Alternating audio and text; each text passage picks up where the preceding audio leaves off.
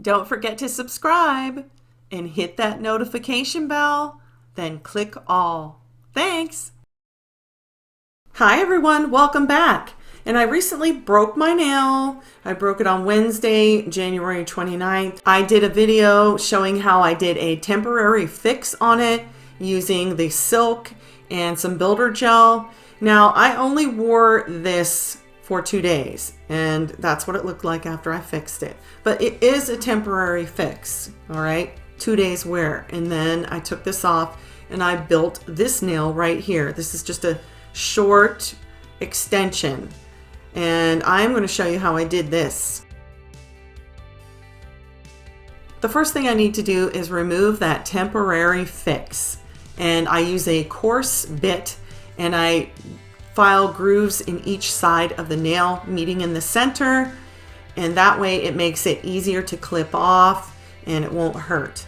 And I basically remove all my nail extensions in this manner here. Here's what the grooves look like at a side view. And now I just take my clippers and I clip on each side of the nail. Sometimes the nail will come off when you just clip one side, but if it doesn't, you'll have to come around and clip the other side. But there, it's off, and it didn't even hurt. Now to start out filing this nail off, I use the extra coarse bit. I have now switched over to a triple extra fine because I don't want to remove any of my natural nail under here, so I want to be careful. I don't need to use the extra coarse bit anymore. An extra coarse bit is good when you first start out filing off heavy, thick product and when you want to cut into the product to remove the tip. But once you do that and remove most of the bulk of the product, then you can switch down to an extra fine or a triple extra fine, whatever you're comfortable with. Here you can see I'm using my thumbnail to support that pinky nail because it is not held on by much at all. And it keeps moving around and it's causing me a little bit of pain. At this point, I'm really close to the natural nail, and you can see here that it is moving and it is lifting up. So I've finally made it. And now I'm going to take some clippers and I'm going to clip the side that's lifting, okay? I'm going to clip that off because it's not attached to anything. And I'm just going to continue to clip pieces of the nail off. And now when I get over on this side here, it starts to hurt a little bit because it's still kind of attached. So I have to get as close as I can, you know. And that is where it's hurting right there. Right here on this side, it's still kind of broke, but yet attached. I do the best I can to remove any of the loose bits of nail that are moving around. And that's what it looks like. So it's pretty raw looking right now.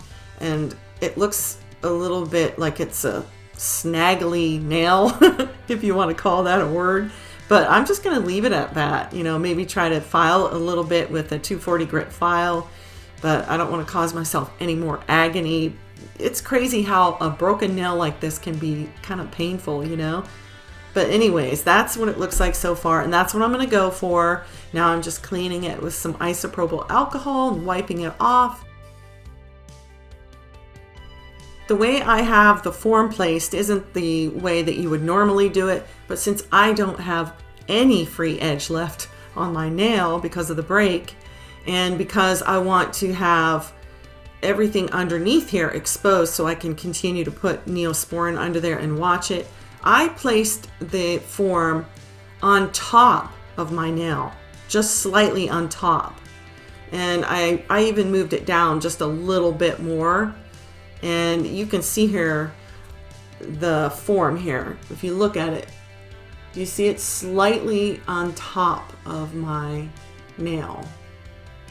And there you can see like there's a little opening right there, but actually I did push it down more on top of the nail before I started the actual sculpting process. So these are the things that I use for my preparation of my nail. I use a dehydrant, Bond Aid. I use a Bond X, which is a primer. And then I started using a new product, IBD Power Bond, and it seems to be working really well. It's a gel bonder.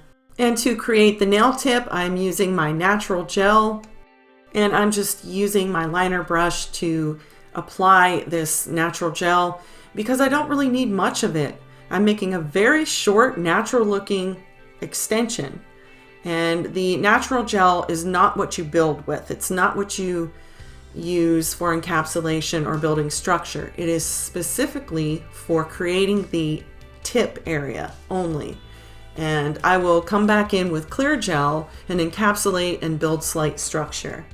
I'm still working with the natural gel to create that short extension here, being sure to get it around the side walls. I really don't have much of a side wall on the tip area because it's all broke off. And now I cured that for 1 minute, and that's what the extension looks like so far. Just made with the natural gel, that's it. So that's not too bad, but it's still not thick enough, so I have to encapsulate it and build slight structure. And you can see everything underneath that I need to see here, and I can keep watching that.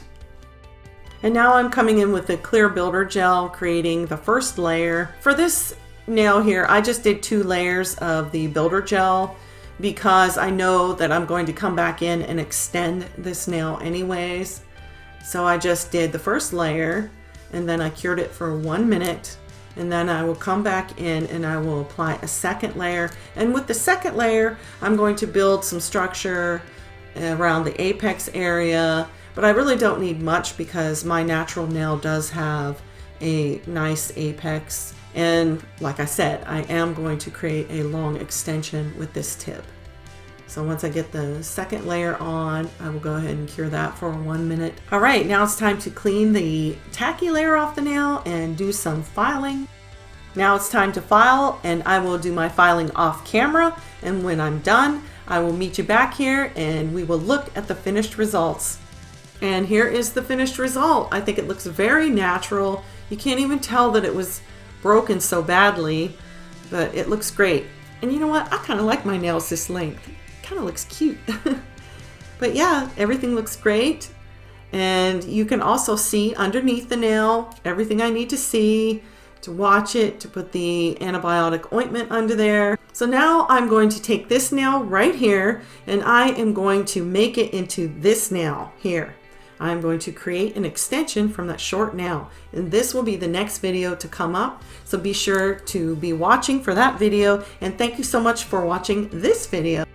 If you liked the video, be sure to give it a thumbs up, and if you're not subscribed, please subscribe. Thank you so much for watching, and I'll see you in the next one. Bye!